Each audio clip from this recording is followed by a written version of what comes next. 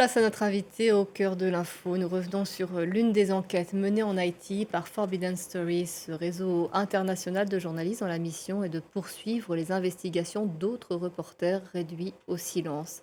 C'est le cas de Néhémie Joseph, tué en 2019. Avant d'être assassiné, il mettait en cause les activités de l'ancien sénateur Rony Célestin, suspecté, lui, de corruption et de contrebande.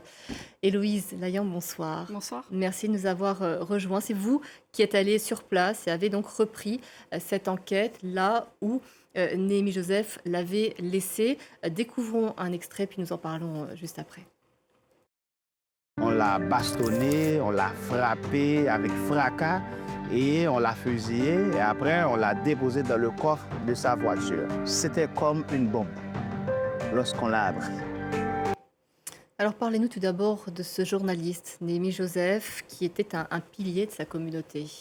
Oui, là, ce qu'on vient de voir, c'est vraiment l'endroit même où il a été retrouvé mort, son corps criblé de balles, devant ce parc Bayas. Némi Joseph, c'était un modèle, c'était un combattant. Il dénonçait la corruption, la contrebande à la radio.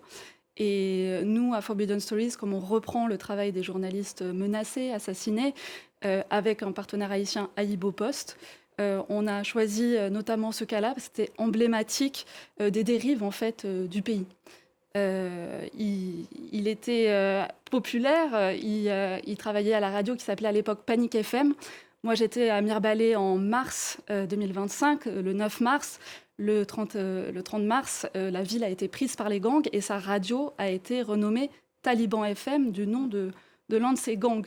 Donc lui, déjà en 2019, mettait en cause des pratiques donc de corruption, de contrebande, qui ont contribué à mettre le pays à terre et à l'essor des gangs. Sur quoi enquêtait-il précisément avant d'être tué ? Il enquêtait notamment sur la contrebande à la frontière. Il vient de Mirbalais, c'est une ville qui est au nord de Port-au-Prince et qui est un des axes principaux vers Belader, à la frontière avec la République dominicaine.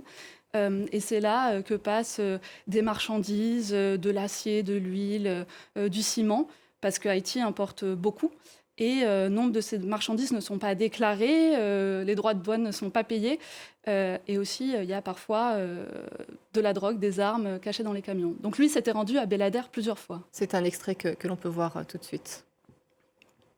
Ce camion, je vais charger 50 tonnes de fer à peu près. C'est toujours la même chose. On paie, les hommes armés, on passe 50 000 gouttes de camion. Environ 3 ou 400 $. Mec. Quand je descends à Port-au-Prince, je n'ai pas besoin de ma vie. J'abandonne ma vie et je le reprends quand je retourne. La mort ne me fait pas peur parce que je vais passer par la mort. Il me faut préparer pour ça. On entend ce climat irréel qui règne dans ce pays, sur ce lieu à la frontière.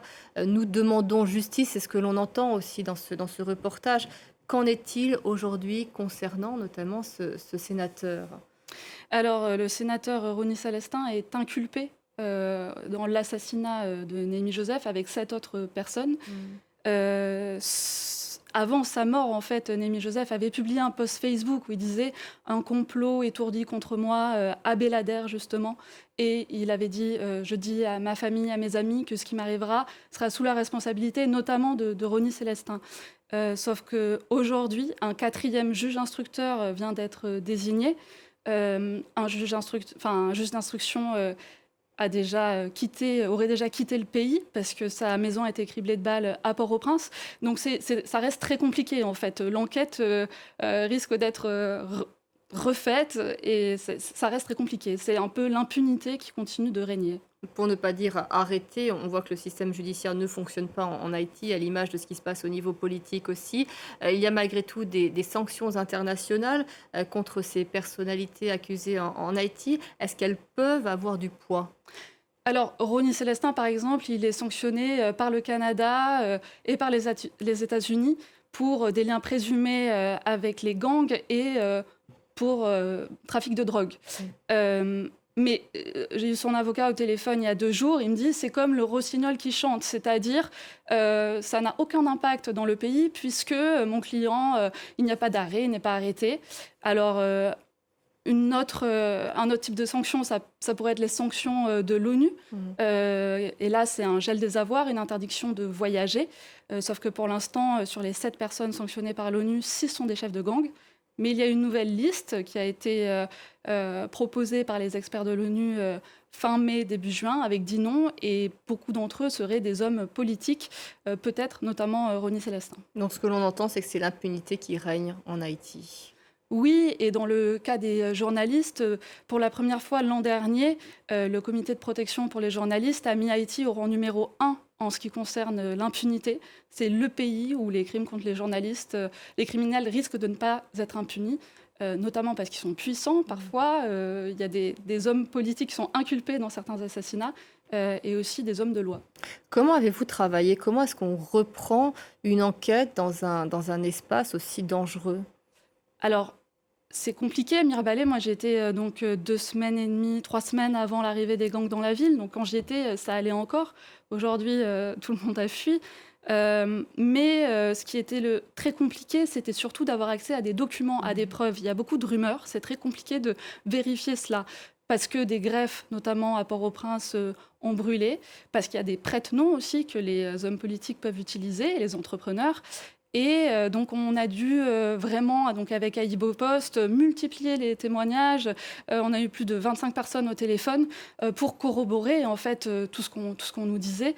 Et quand même quelques accès à des registres et à des déclarations, quand même, quelques documents. Ce n'est pas la seule enquête que vous publiez, Forbidden Stories, concernant Haïti aujourd'hui, parce que les tentatives de dénonciation des pratiques qui sont à l'œuvre dans le pays sont assez nombreuses. Oui, on a poursuivi aussi notamment l'enquête, le travail d'un journaliste au sud-ouest du pays, au Caille. C'est un crime abominable. Il a été séquestré, torturé, la langue coupée par exemple, et lui dénonçait les pratiques celui qu'on appelle le commissaire du gouvernement de la ville, qui est en fait un procureur, le chef du parquet. Il dénonçait ces pratiques, notamment les pratiques de vol de terre. Alors, aujourd'hui, là aussi, ce procureur est inculpé, mais le juge en charge du dossier, pareil, il y a 2 jours, me dit qu'il risque de se déporter du dossier parce qu'il a peur pour sa sécurité. Il n'a même pas de véhicule blindé. On entend dans votre reportage des gens dire, je crois que c'était un chauffeur de camion qui dit les gens du gouvernement, ce sont eux qui ont le contrôle et c'est ce qui se vérifie effectivement dans ce système qui est en place. Je vous propose d'écouter un dernier extrait qui porte peut-être un espoir. Il disait la vérité en ce qui concerne les actions, les mauvaises actions du gouvernement.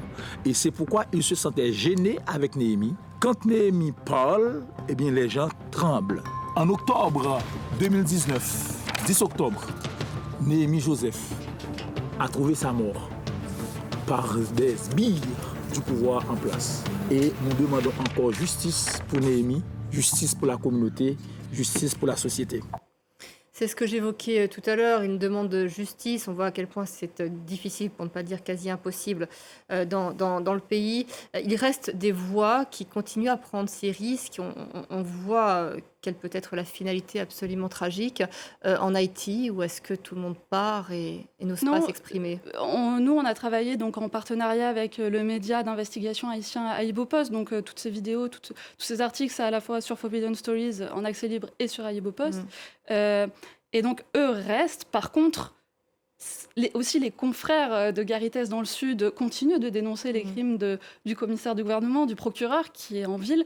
Mais par contre, tous les journalistes rencontrés à Mirbalais, notamment celui qu'on a vu au début, il a dû quitter le pays.